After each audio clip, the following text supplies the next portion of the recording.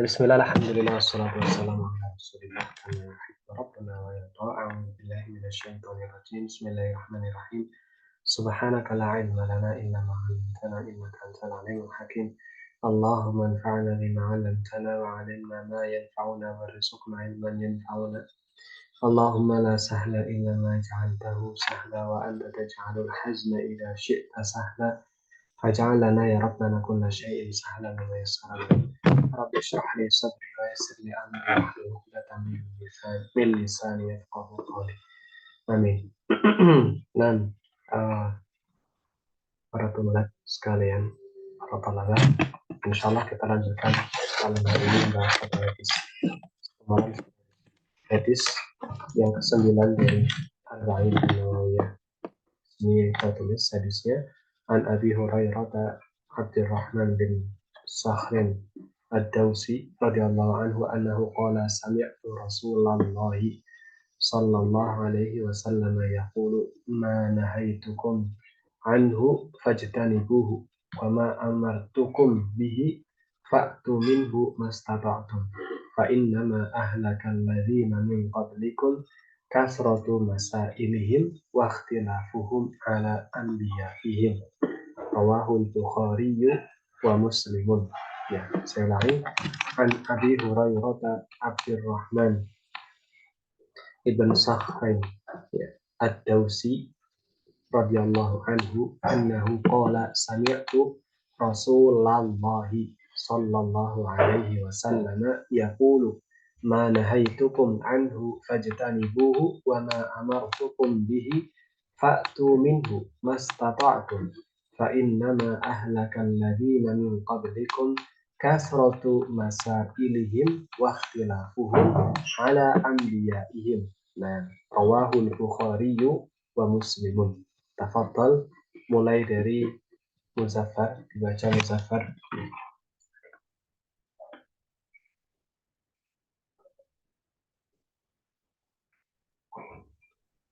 An Abi Hurairah Abdurrahman ibn Sakhrin Dawsi radhiyallahu anhu annahu qala sami'tu Rasulullah sallallahu alaihi wasallam yaqul ma nahaitukum anhu fajtanibuh wa ma amartukum bihi fa'tu minhu mastata'tum fa innama ahlakal ladzi min qablikum kasratu masailihim wa ikhtilafuhum ala anbiya'ihim. Rawahul Bukhari wa Muslim. Nah, Umamah, tafadhal.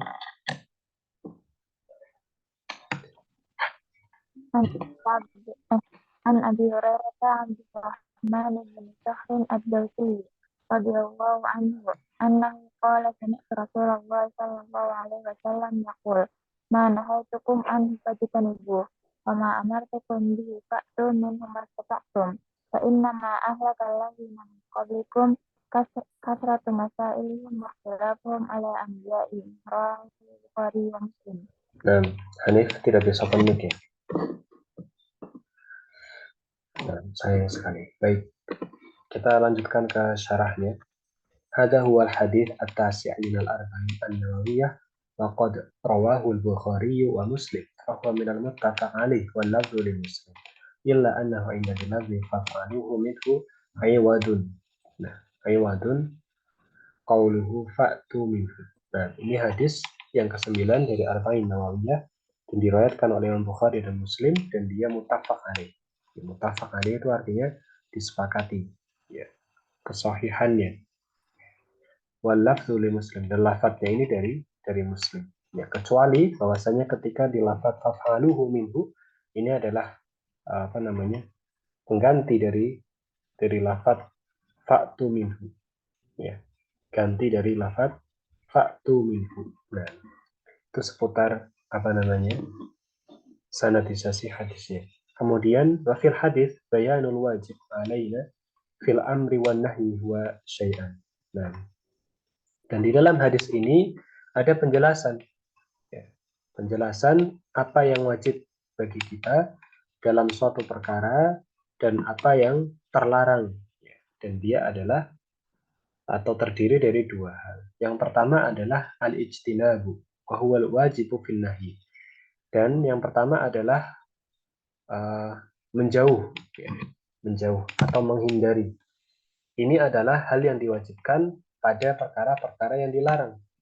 Pada perkara-perkara yang dilarang. Wal jitinabu al muba'adatu lil manhiyi anhu ma tarki mawaqi'atihi fayashmalu al manhiyu anhu wa wasailahu al muaddiyah ilaihi. Dan yang dimaksud dari menjauh terhadap hal yang dilarang dan meninggalkan, ya, terjatuh kepada hal itu, maka termasuknya adalah dua. Yang pertama adalah hal yang terlarang itu. Yang kedua adalah wasilah yang mengarah kepada hal tersebut. Itu juga harus dijauhi. Ya. Ini tadi hadisnya, bahwasanya manahaitukum anhu fajtanibu. Apa yang saya larang atas kalian, maka silahkan jauhi. Ya, maka jauhi. Wa ma amartukum bihi, dan apa yang aku perintahkan kepada kalian, fa'tu minhu, maka lakukan. Maka lakukan, maka datangi. Mas tata'tum, sesuai dengan kemampuan kalian masing-masing. Fa inna ma ahlakal ladzina min qablikum. Karena sesungguhnya orang-orang yang sebelum kalian itu telah hancur atau dihancurkan. Kenapa? Kasratu masailihi.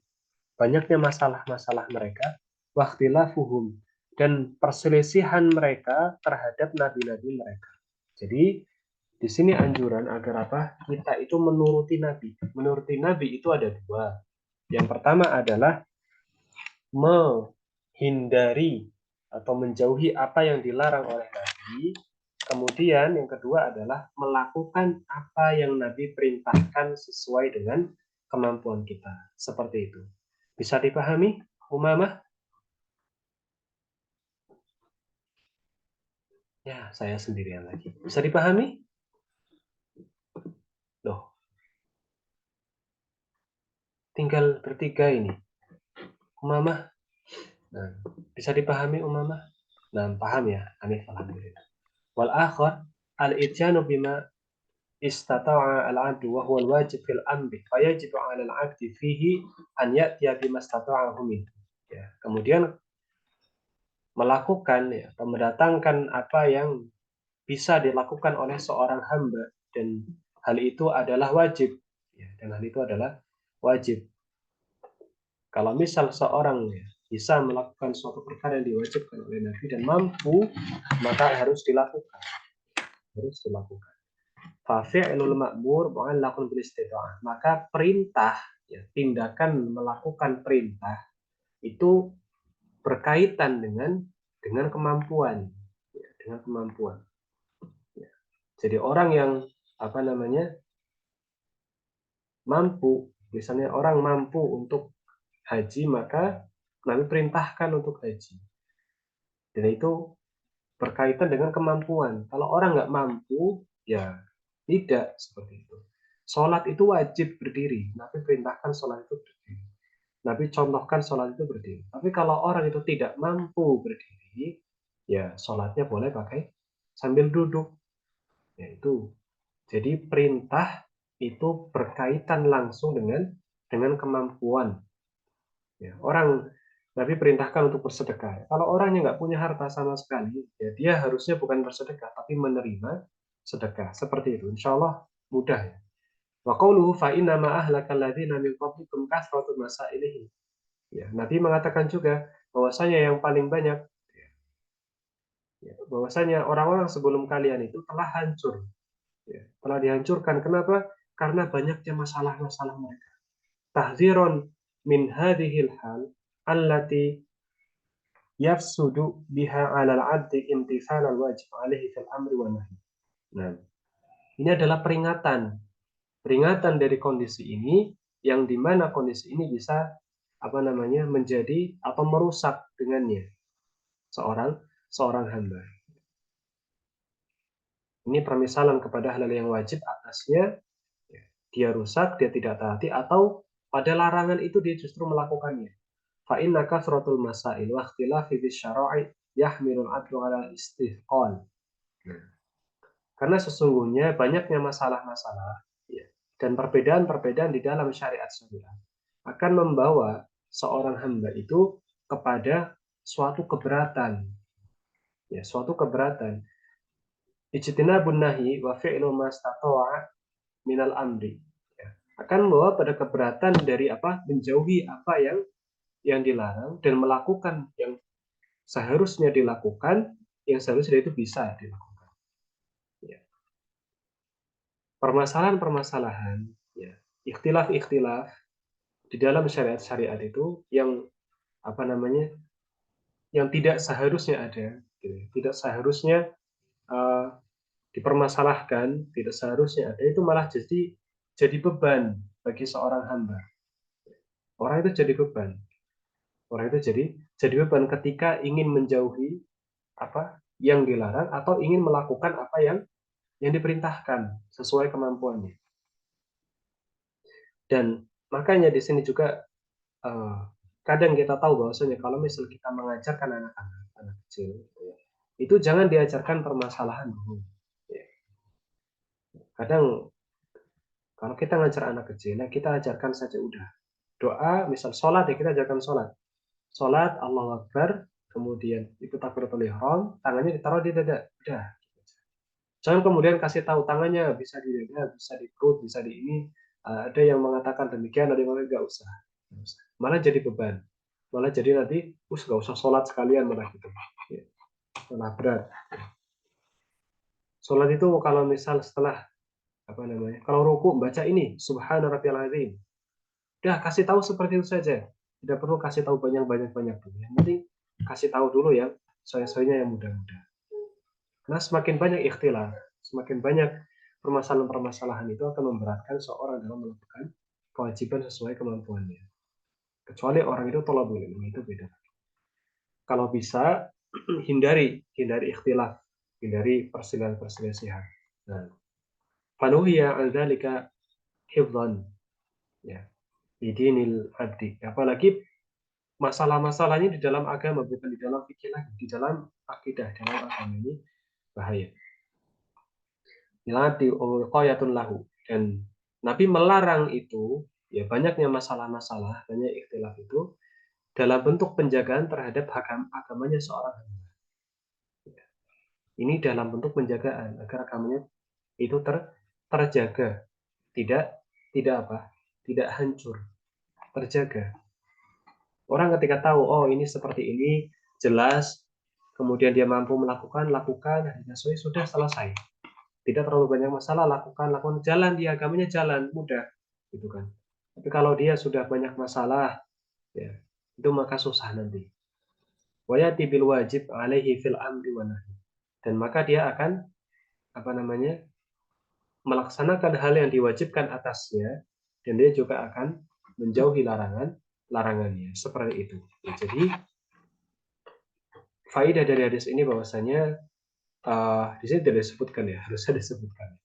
Nah, karena saya tidak buka ini.